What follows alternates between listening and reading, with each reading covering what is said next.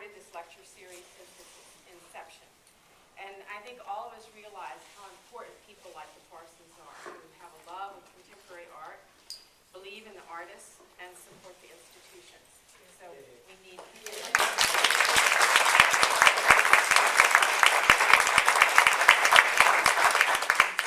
And then I want to acknowledge Pat Heller, whose idea this whole lecture series was, and has shepherded them through, for 30 years.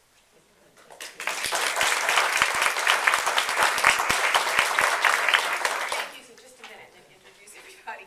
And thank you to Cathy Kimball. Cathy's the executive director of the Institute of Contemporary Art in downtown San Jose.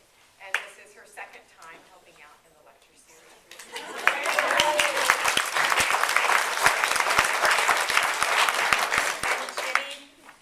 Balisle,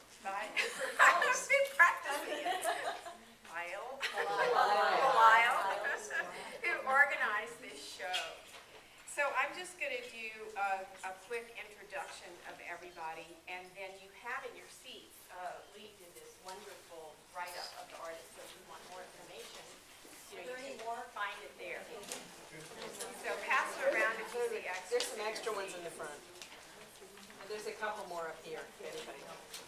And then I just did want to take a minute to make sure you know about our next lecture, which is going to be March 10th at the museum. It will feature Ami Davis, an educational specialist at the J. Paul Getty Museum in LA, and she'll continue with the exploration of this year's theme, What is Art, with her topic, Art in the 21st Century, Thomas Kincaid and the Case for Kitsch.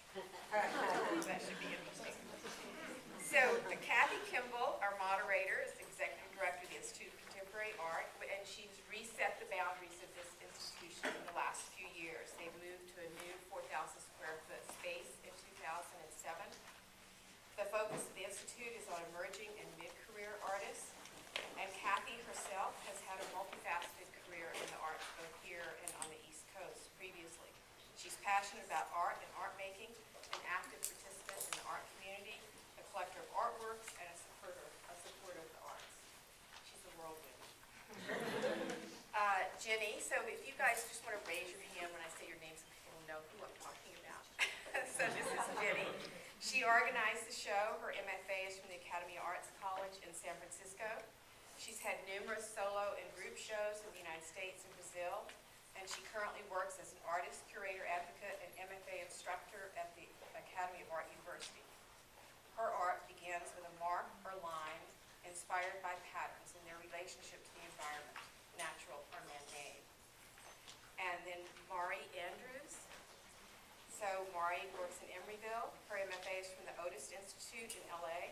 She's exhibited both nationally and internationally, and she continues her investigation of drawing through various materials, often resulting in sculpture.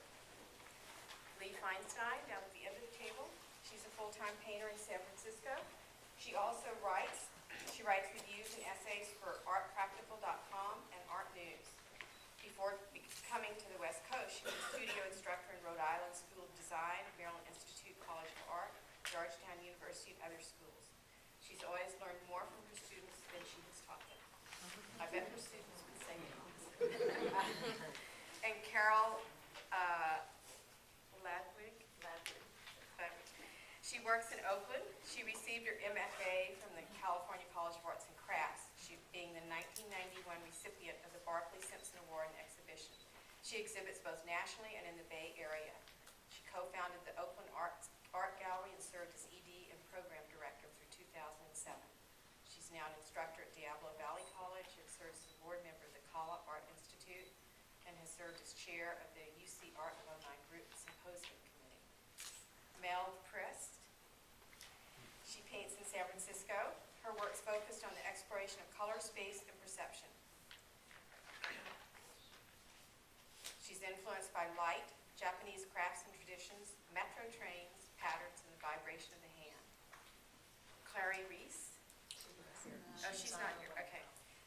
Amy Trachtenberg. Works in San Francisco. Her collaborative projects have engaged widely with poets, composers, choreographers, architects, and landscape architects, with 2- and 3-dimensional work in temporary and permanent site-specific venues. Her work is in public and private collections in the United States and in Europe. Nancy White. Nancy works in Redwood City. She's a graduate of the School of the Museum of Fine Arts, Boston, and Tufts University. She's had numerous solo and group shows both in the United States, Europe, and Japan.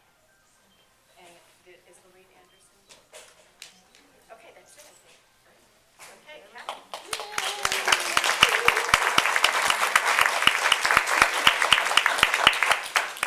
Thank you so much, Mickey and Pat, and to the museum. I'm really happy to be back.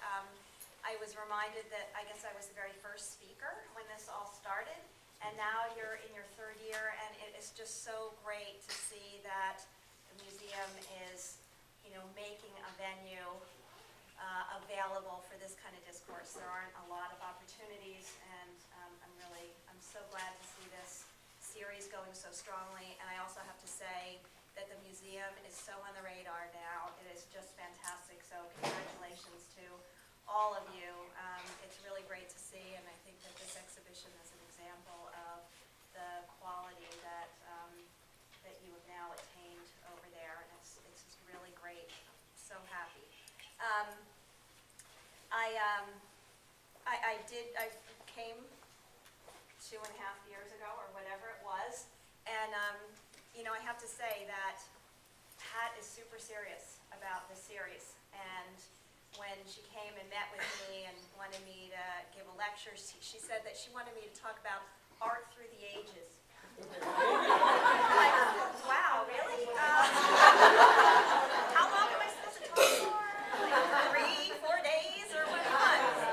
So I said no, and we went through there. I kind of did the speed dating version of installation art through the ages, and it worked. And then Mickey came to me this past summer and asked me if I would moderate this panel. And, we went back and forth on this. And she said, well, really, the whole series talks about the question of what is art. And again, I'm like, wow, really? I'm not sure I can do that in an hour, Mickey. But the good thing is that they have put some parameters around it, and it really is focused on this current exhibition, Factor XX.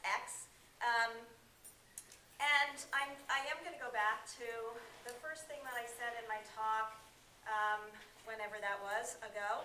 And as some of you may recall, I started with the founding statement of the Harvard Society of Contemporary Art. And despite the fact that it was written in 1928, it still seems to hold true, and I think it embodies the spirit of this conversation. It declared that the society was dedicated to art that was decidedly debatable. I love that. That's what I try to do at the ICA. That's what I think this is all about. I don't think we're going to come to blows, but I think that we can have a really interesting, fun conversation about art and what we all see in it, and it's not all going to be the same. So I just love that decidedly debatable, and it's kind of how I started to think about how I would craft some of this conversation.